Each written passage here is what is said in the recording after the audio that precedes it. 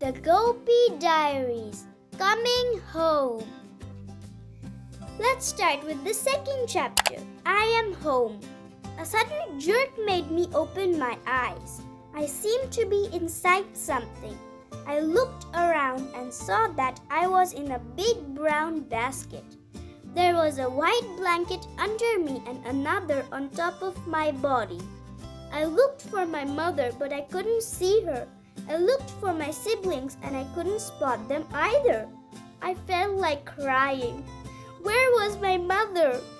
Scared, I turned my face to the side and saw the young man who had picked me up earlier. He grazed my head and I relaxed. I was not in danger. I licked his wrist. Then he said to the driver, "Drive carefully. This little one is just a small pup and is away from his mother for the first time." He looked scared. Was he talking about me?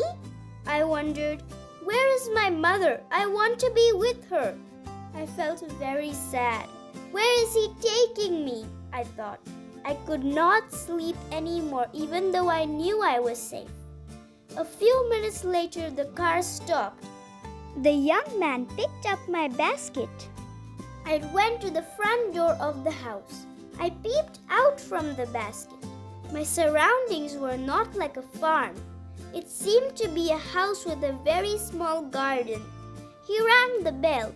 Ding dong! Two women appeared out of nowhere. "Rohan, you're home!" they exclaimed together. So that is what the young man was called, Rohan. The women were old. One was thin and the other was plump. They had a plate in their hands. Was there food on it? No, there was none. The two women rotated the plate around me over and over again. I saw a lamp on the plate too. "Get the plate away from me," I said meekly. "There's fire on it." But they were not bothered. They said, "Welcome, little boy. We welcome you with aarti and blessings to your new home. You are a member of our family." What is the meaning of aarti? I wondered. Finally, they stopped and kept the plate away from me. The thin one took me out of the basket and left me on the carpet. Then the three of them sat near me. Within minutes, another thin, older gentleman came to the room, but he didn't sit with the others. He sat on a chair at a distance. Rohan said to me, "This is your grandfather, Ajja." Then he pointed to a plump lady and said, "This is your grandmother, Ajji." He looked towards the thin woman and said, "This is your grandmother's sister, Tachi Ajji." "In that case, you are his appa," said Ajji with a smile. All of them laughed, but Ajja did not. It was easy to make friends with Ajji and Tachi Ajji. They held me like I was the most precious thing on the earth. They hugged me so tightly that I couldn't breathe. Somehow I managed to squeeze myself out of their grip. They exclaimed, "Look at his coal-lined eyes! Oh, his nose, so jet black, and his golden color! He is the most handsome dog in the world," Ajji declared. Ajja, however, didn't say anything about me. "Come and touch him," Ajji said to Ajja, but I knew that Ajja was scared of me. I could see it in his face. I laughed. How can anyone be scared of me?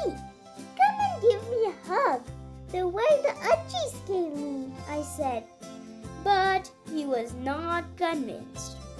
He turned to Ajji's and said with a hesitation, "When I was a little boy, I was bitten by a dog.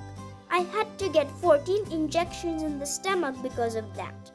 They were so painful, and I remember them to this day.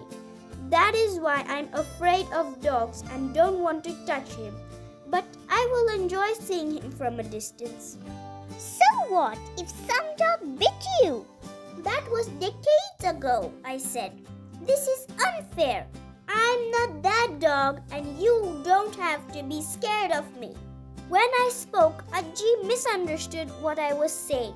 He said, "Look, he is also scared of you. Pet him and reassure him." But Ajja shook his head. I also shook my head. Whenever I spoke, the two Ajjis didn't know what I was saying. But I always understood when they talked. I could read their minds, but they couldn't yet understand mine. They seemed to have a name for my language. They called it bark.